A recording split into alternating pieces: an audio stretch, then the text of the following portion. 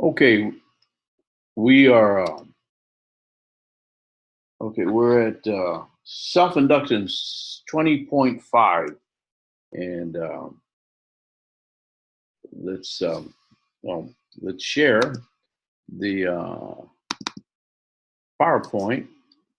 And now let's consider a circuit consisting of a switch, a resistor, and a source of EMF, as in the figure here. When the switch is closed, the current doesn't immediately change from zero to its maximum value.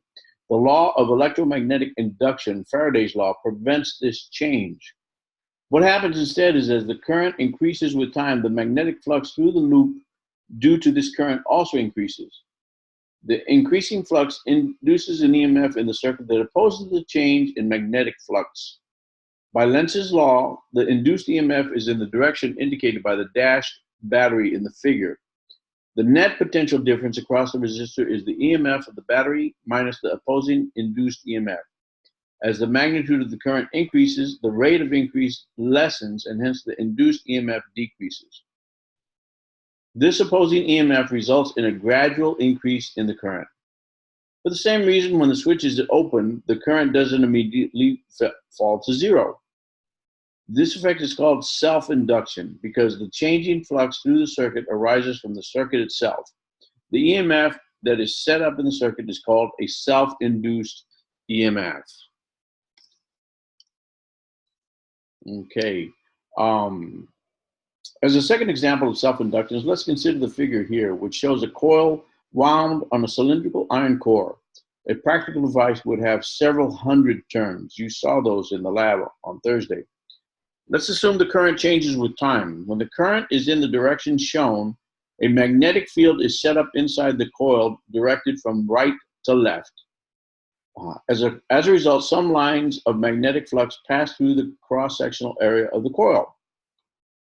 As the current changes with time, the flux through the coil changes and induces an EMF in the coil.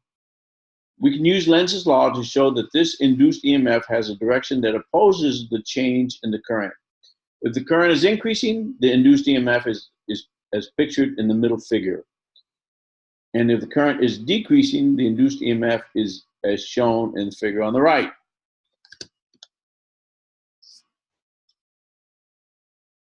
The magnetic flux is proportional to, now let's evaluate self-inductance quantitatively. The induced EMF is given by the equation here. E equals minus n delta phi over delta t, where the delta phi is the magnetic flux.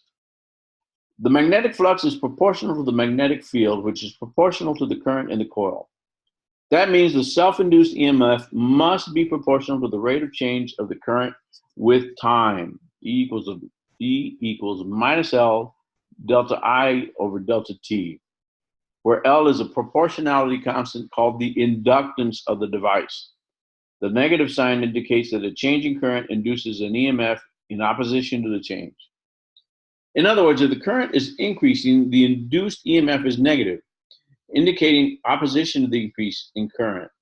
Likewise, if the current is decreasing, the sign of the induced EMF is positive, indicating that the EMF is acting to oppose the decrease. The inductance of a coil depends on, among other things, the cross-sectional area of the coil, let me start over. The inductance of a coil depends on, among other things, the cross-sectional area of the coil. The SI unit of inductance is the Henry, which is equal to 1 volt second per ampere. 1 Henry is equal to 1 volt second per amp. Let's equate the two expressions for the EMF.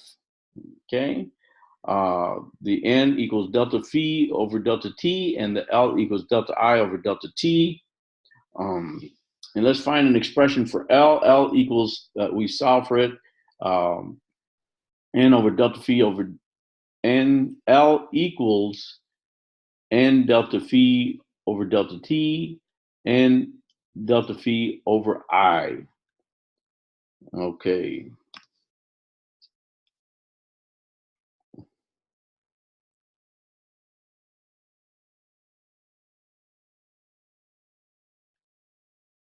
Okay. This ends the section on generators. Oh, not generators, on self-inductance. The next section we will discuss is a section called 20.6 RL circuits.